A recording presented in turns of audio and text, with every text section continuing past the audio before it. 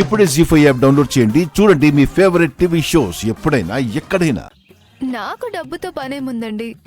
Foreign లో మా డాడీకి కంపెనీలున్నాయి, ప్రాపర్టీస్ ఉన్నాయి. ప్రాపర్టీసా? మనం వెళ్ళడమే లేటు. నిజమా? అవును, మీ గురించి మా నాన్నగారికి చెప్పాను. మీ ఫోటో చూసి ఆ అబ్బాయికి నెత్తి మీద హెయిర్ లేదు కానీ ఉంటే హీరోలాగా ఉండేవాడని అన్నాడు. నిజమా? అంతేకాదు, ఇలాంటి సెకండ్ హ్యాండ్ మొగుడు దొరకడం నిజంగా నీ అదృష్టమని అన్నారు. అయ్యో పాపోయ్, నీ మాటలు వింటుంటే ఆనందం తట్టుకోలేకపోతున్నాను. అవును, మీ ఇంట్లో మీ ఆవిడకి ఏం చెప్పేసి వచ్చారు? ఏం చెప్తాం, నా మీద ఆశలు వదులుకో, జీవితంలో నా గురించి ఎక్కడా ఎతక్కో, వెతికినా నేను దొరకనని లెటర్ రాసి పడేసి వచ్చేసినాను. ముందు చదువుకుంటుంది, చదువుకున్నాక కుళ్ళి కుళ్ళి ఏడుస్తుంది, ఆ తర్వాత దాని సవత్ సస్తది. ఇప్పుడు ఆ దరిద్రపు దాని గురించి ఎందుకు చెప్పు, మనకి ఫ్లైట్ కి టైం అవుతుంది. వెళ్దాం పదా, వెళ్దాం పదా. రండి రండి.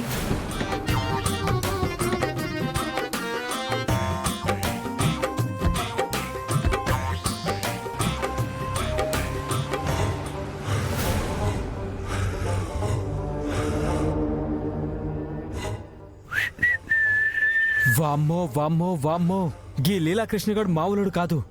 కట్టుకున్న పెళ్ళానికి మస్కా కొట్టి గీ అమ్మాయితో లేచిపోతుండా, ఫారెన్ వెళ్ళిపోయి సెటిల్ అయిపోతుండా. ఈ విషయం అర్జెంటుగా లీలాకృష్ణగాడు అత్తింటి వాళ్ళకి చెప్పాలి.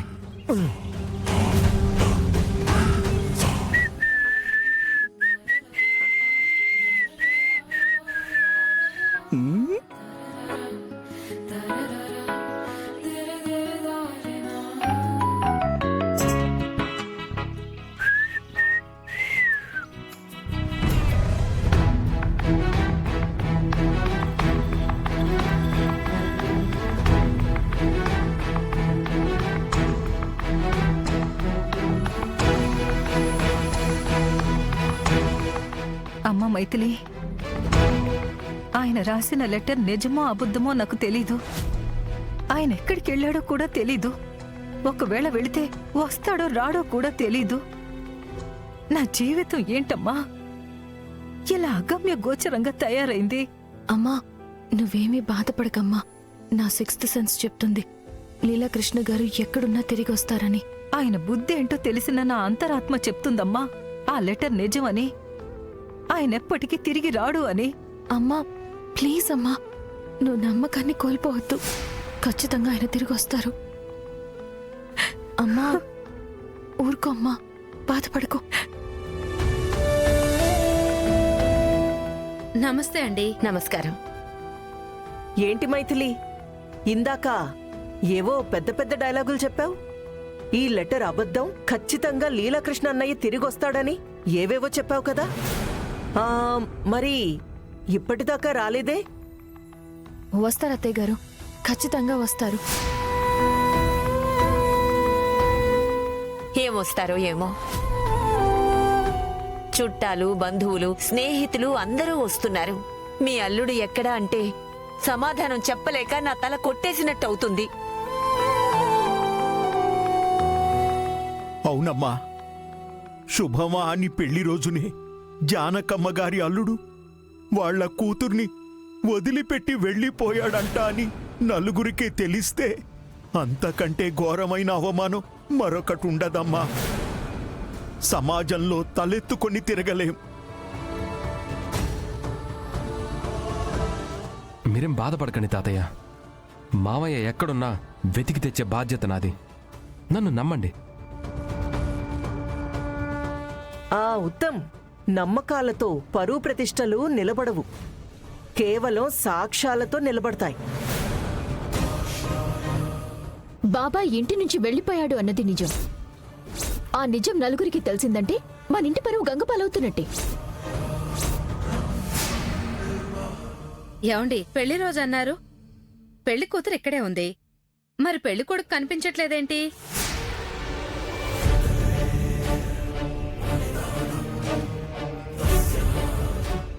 అదిగో చూస్తున్నారుగా, వచ్చిన అతిథులందరూ అల్లుడు గారి గురించి అడుగుతున్నారు. ఏం సమాధానం చెప్పాలి? అమ్మమ్మ గారు, మీరేమీ భయపడకండి.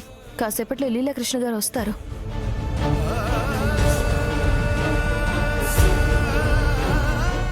వచ్చేది లీలాకృష్ణ అన్నయ్య కాదు, శంకర్ గాడు.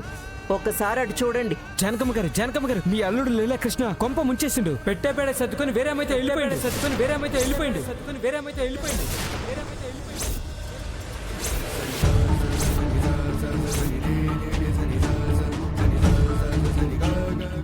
ఏం మాట్లాడుతున్నావు నువ్వు? నా అల్లుడేంటి వేరే అమ్మాయితో లేచిపోవడం ఏంటి? అవును మేడం, లీలాకృష్ణ స్వాతి అనే అమ్మాయితో కలిసి ఫారెన్ పోనీకి ఎయిర్పోర్ట్ పోయిండు.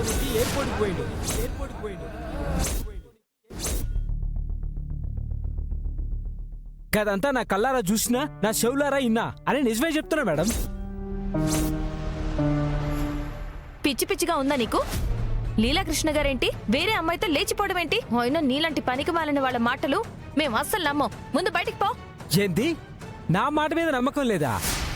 సరే చూడుండ్రి, కాసేపట్లో ఆడు ఇండియా ఇడ్స్ పెట్టి ఫారెన్ పోతాడు, అప్పుడు అందరికీ ఎరికైతుంది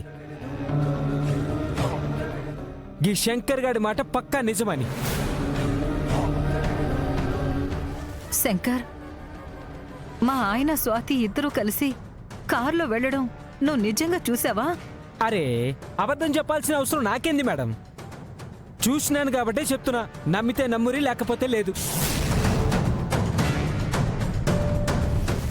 అమ్మా, వాడు అబద్ధం చెప్తున్నాడమ్మా, వాడి మాటలు నమ్మద్దు. ఏంది బాయ్, అబద్ధం చెప్పినప్పుడేమో నమ్ముతారు, నిజం చెప్తేనేమో ఎవ్వడు నమ్మరు. ఇప్పుడు చెప్తున్నా ఇనురి, లీలాకృష్ణ ఫారెన్ పోకుండా ఇంటికి తిరిగి వచ్చిండా నన్ను కుక్కను కొట్టినట్టు కొట్టురి.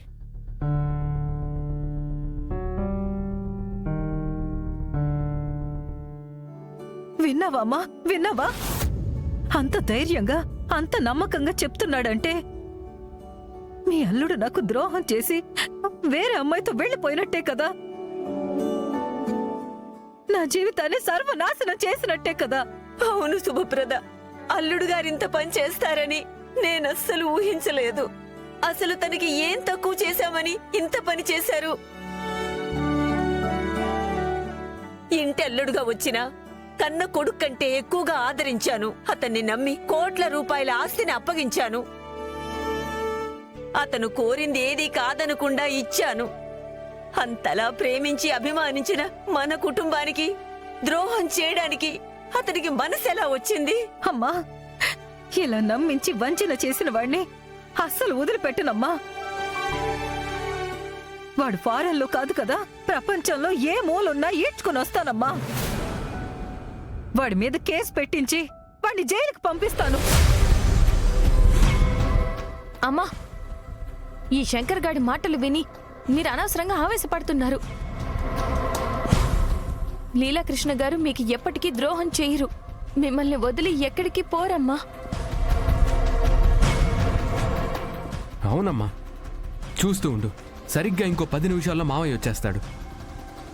ఏంది బాయ్, నీకు కూడా దిమాగ్ ఇట్లా ఖరాబ్ అయిందా ఏంది? అరే, ఆడు ఎయిర్పోర్ట్కి పోయిండని నేను చెప్తుంటే నువ్వు నమ్మవేంది? అరే, ఇప్పుడు చెప్తున్నా, ఆడు గనక ఇంటికి వస్తే నీ చెప్పుతోని కొట్టు. జీ5 యాప్ డౌన్లోడ్ చేసి అన్ని ఎపిసోడ్స్ పూర్తి ఉచితంగా చూడండి.